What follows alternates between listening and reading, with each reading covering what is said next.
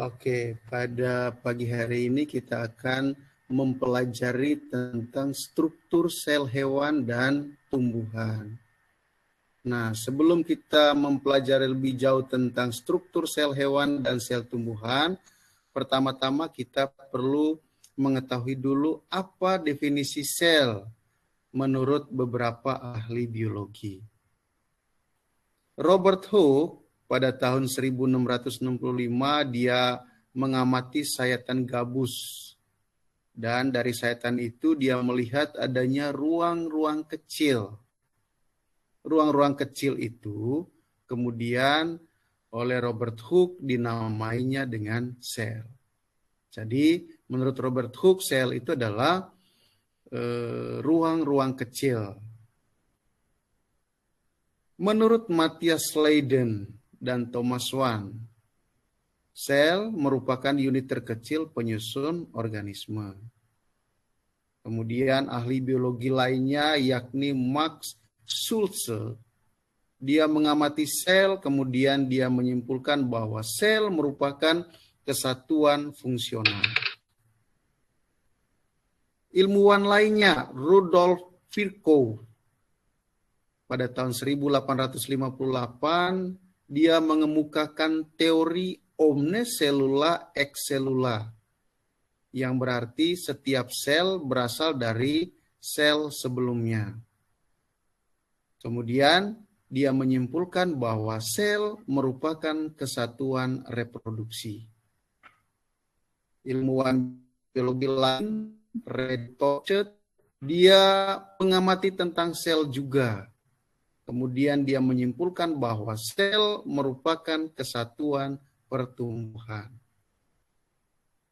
Ilmuwan biologi yang lain, Edmund Wilson, dia mengamati tentang sel juga, kemudian dia menyimpulkan bahwa sel merupakan kesatuan hereditas. Nah, dari teori-teori sel yang dikemukakan oleh beberapa ahli biologi tersebut, kemudian disimpulkan bahwa sel merupakan unit struktural dan fungsional terkecil dari suatu organisme. Jadi sel merupakan unit struktural dan fungsional terkecil dari suatu organisme. Kemudian dikelompokkan sel berdasarkan ada tidaknya yang melindungi bahan inti. Berdasarkan ada tidaknya membran yang melindungi bahan inti, maka sel dibagi menjadi dua. Yang pertama adalah sel prokariota, yang merupakan sel yang tidak memiliki membran inti. Di gambar sel yang ini intinya nggak ada, ya. Nah, yang masuk dalam kelompok prokariota ini adalah bakteri sama alga biru. Selain sel prokariota, juga ada sel eukariota. Kalau sel eukariota merupakan sel yang memiliki membran inti. Ini adalah membran intinya, ya. Nah, itu pengelompokan sel berdasarkan ada tidaknya membran yang melindungi bahan inti. Berikutnya, pengelompokan sel berdasarkan banyak sedikitnya sel penyusun tubuh. Berdasarkan banyak sedikitnya sel penyusun tubuh, maka sel dibagi menjadi dua. Ada uniseluler dan ada multiseluler. Uniseluler merupakan organisme bersel tunggal, bersel satu. Nah, yang masuk dalam kelompok uniseluler ini adalah bakteri dan amuba.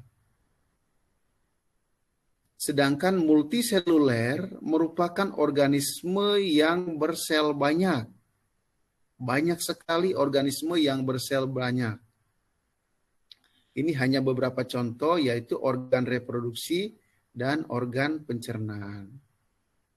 Masih banyak lagi organ-organ lain yang memiliki sel lebih dari satu atau masuk kelompok multiseluler. Oke, sekarang kita masuk ke struktur dari sel itu sendiri.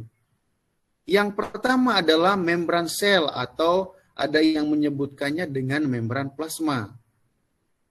Nah, membran plasma ini tersusun atas fosfor, lemak atau nama lainnya lipid, karbohidrat, dan protein. Ini adalah gambar membran sel. Dia pada sel hewan letaknya paling luar, ya. Sedangkan pada sel tumbuhan letaknya di dalam dinding sel. Membran sel atau membran plasma ini memiliki fungsi untuk melindung atau mengatur lalu lintas zat yang keluar masuk sel. Jadi lalu lintas keluar masuknya zat ke dalam sel itu diatur oleh membran plasma. Struktur sel yang berikutnya adalah sitoplasma. Sitoplasma itu dia mengandung protein, lemak, karbohidrat, zat-zat organik, enzim, vitamin, dan hormon. Nah, sitoplasma ini cairan yang ada di sekeliling organel-organel sel yang ini, ya. Ini adalah sitoplasma yang berwarna biru ini. Berikutnya adalah inti sel atau nukleus. Semua kegiatan sel itu diatur oleh inti sel, ya. Nah, di dalam inti sel itu ada anak inti. Ini nukleus anak inti. Kemudian cairan inti sel itu tersusun atas air, protein, dan mineral. Kemudian di dalam nukleus atau inti terdapat kromosom.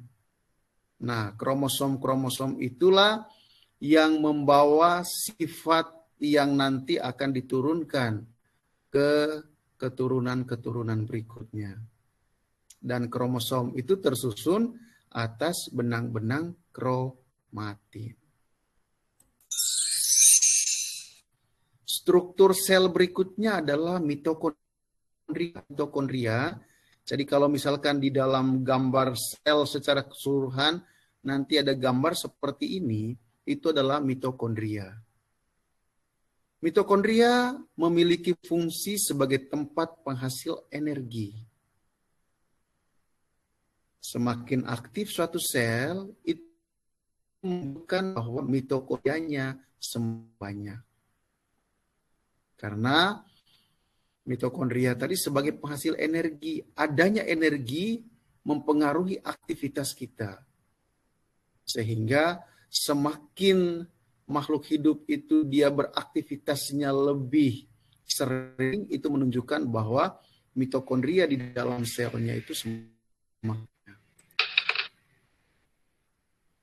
Struktur sel yang berikutnya adalah ribosom. Ribosom kalau digambar sel secara keseluruhan dia merupakan titik-titik kecil. Nah, titik-titik kecil itu kalau diperbesar gambarnya seperti ini. Ini adalah ribosom. Nah, ribosom ini ada yang menempel pada membran retikulum endoplasma. Jadi di retikulum endoplasma itu terdapat ribosom yang nempel di situ. Kemudian ada juga yang berada pada posisi yang bebas di dalam sitoplasma. Ribosom-ribosom yang jumlahnya sangat banyak ini merupakan tempat pembuatan atau sintesis protein. Struktur sel yang berikutnya adalah retikulum endoplasma atau seringkali disingkat dengan RE. Nah, gambarnya seperti ini. Ini letaknya dekat dengan inti sel. Jadi dia nempel dengan inti sel, ya. Retikulum endoplasma ini dibagi menjadi dua. Ada retikulum endoplasma kasar dan ada retikulum endoplasma halus. Nah, yang kasar ini itu ditempeli oleh ribosom. Ini yang Pak Heri bilang tadi, ini ada titik-titik yang nempel pada retikulum endoplasma itu adalah ribosom. Kemudian ada retikulum endoplasma halus, di sini tidak ada ribosomnya.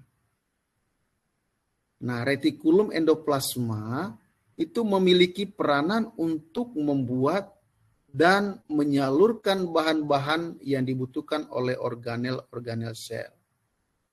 Jadi proses membuat bahan-bahan yang dibutuhkan oleh organel sel itu di sini ya.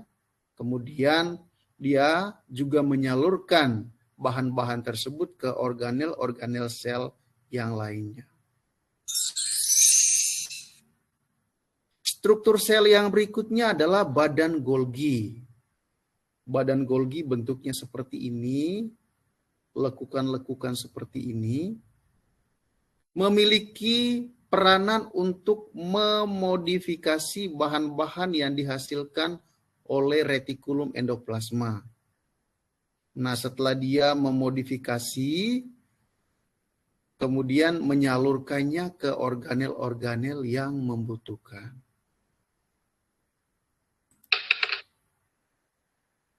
Struktur sel yang berikutnya adalah lisosom.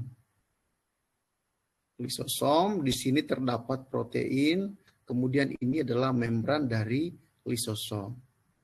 Nah, kalau dilihat dari bentuknya, lisosom itu merupakan organel yang berbentuk kantong. Di dalam kantong ini terdapat enzim-enzim pencernaan.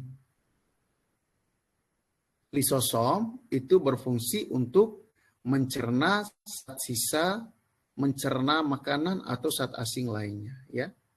Jadi dia berfungsi untuk mencerna zat sisa atau zat asing lainnya.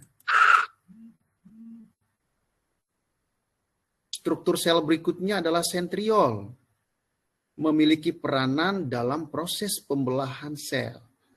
Jadi pembelahan sel itu sangat erat kaitannya dengan sentriol, karena dia memiliki peranan untuk melakukan pembelahan sel tersebut.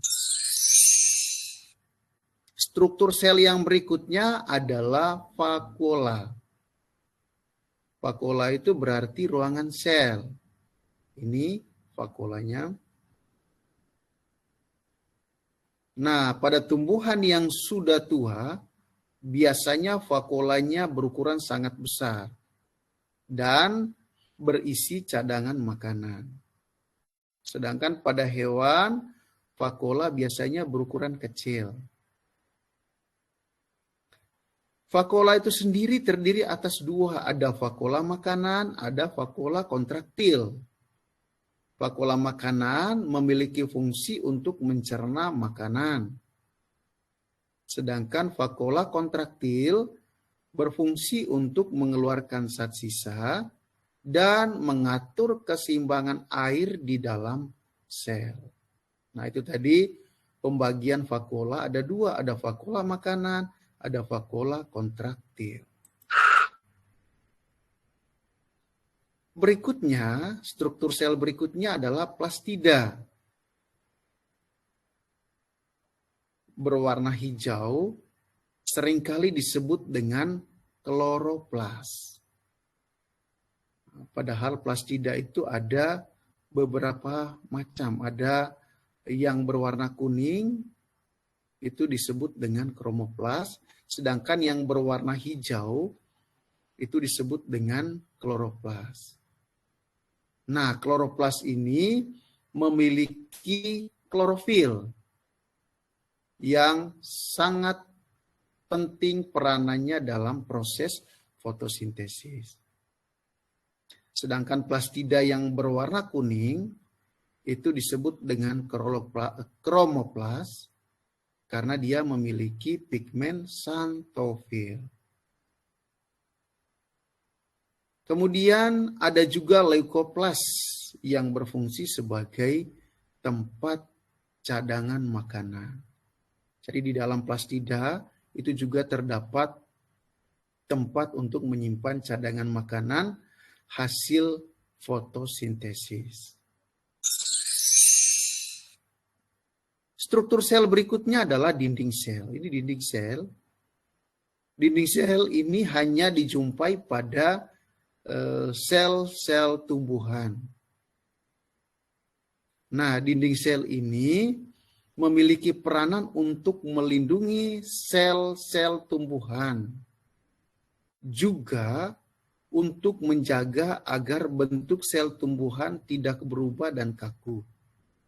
Itulah yang menyebabkan tumbuhan itu bentuknya kaku. Beda dengan hewan. Kalau hewan itu dia tidak memiliki dinding sel. Sehingga ketika kalian sentuh permukaan kulit kamu itu sedikit lembut.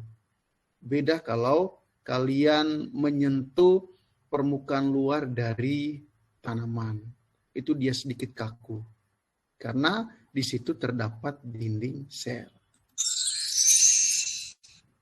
Nah, dari penjelasan itu tadi, kemudian disimpulkan bahwa struktur sel itu bisa dibuat dalam bentuk tabel seperti ini. Ada nukleus. Nah, nukleus ini sebagai tempat reproduksi karena di situ terdapat kromosom, ya. Dia mewariskan keturunan dari situlah. Kemudian nukleolus sebagai tempat sintesis ribosom. Nukleus dan nukleolus itu dijumpai pada sel hewan dan sel tumbuhan. Kemudian organel sel berikutnya adalah ribosom yang bebas dan ribosom yang terikat pada retikulum endoplasma. Nah, ribosom itu tadi memiliki peranan atau fungsi sebagai tempat sintesis protein. Ditemukan juga pada sel hewan dan sel tumbuhan. Organel sel berikutnya adalah retikulum endoplasma. Ada yang halus, ada yang kasar. Yang kasar tadi ditempeli oleh ribosom, sedang retikulum endoplasma yang halus itu tidak ditempeli oleh ribosom. Memiliki peranan untuk sintesis dan penyaluran bahan. Juga ditemui pada sel hewan dan sel tumbuhan. Organel sel berikutnya adalah badan Golgi. Memiliki fungsi untuk memodifikasi dan penyaluran produk retikulum endoplasma. Juga dijumpai pada sel hewan dan sel tumbuhan. Organel sel berikutnya adalah mitokondria. Dia berperanan penting sebagai penghasil energi. Semakin aktif suatu organisme, berarti mitokondria di dalam selnya semakin banyak. Ditemukan pada sel hewan dan sel tumbuhan. Organel sel berikutnya adalah lisosom sebagai tempat pencernaan makanan. Hanya dijumpai pada sel hewan. Pada sel tumbuhan tidak diketemukan lisosom. Organel sel berikutnya adalah kloroplas atau plastida tadi. Nah, kloroplas ini memiliki klorofil sehingga berperanan penting sebagai tempat berlangsungnya proses fotosintesis. Kloroplas itu hanya dijumpai pada sel tumbuhan. Sel hewan itu tidak memiliki kloroplas. Sel berikutnya adalah dinding sel. Dinding sel itu berfungsi sebagai pelindung yang menjaga agar permukaan dari tumbuhan itu tetap kaku, keras. Nah, itu hanya dijumpai pada sel tumbuhan, pada sel hewan itu tidak ada. Kemudian ada vakuola, organel sel berikutnya vakuola. sebagai tempat penyimpanan makanan dan pengeluaran zat sisa. Dijumpai pada sel hewan dan sel tumbuhan. Organel sel yang terakhir adalah sentriol, berfungsi sebagai tempat terjadinya pembelahan sel. Hanya dijumpai pada sel hewan, sedangkan pada sel tumbuhan tidak ada. Nah, itu saja struktur sel hewan dan tumbuhan yang kita pelajari pada pertemuan yang pertama. Pertemuan berikutnya kita masuk ke jaringan hewan dan tumbuhan.